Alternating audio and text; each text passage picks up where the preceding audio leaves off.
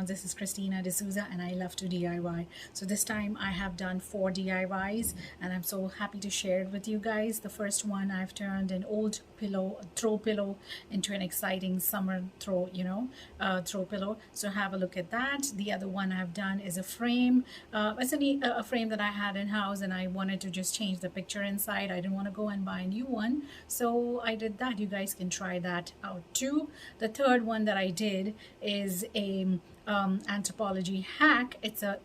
I bought like some old bowls from, I got bowls from Dollar Tree store, and then I just glued them together and it looks very pretty. I mean, I love it. Last but not the least, I've been waiting to try out air dry clay, and this time around I got to it and I made some very pretty looking trinkets. Have a look at it, try it, and do let me know. Do like, share, and subscribe. It means a lot to me. I have also posted these videos on TikTok, smaller ones, and you can have a look at my channel too. It goes a long way to small DIYers like me. So keep in mind, like, share, and subscribe. Thank you and have a good one. Bye.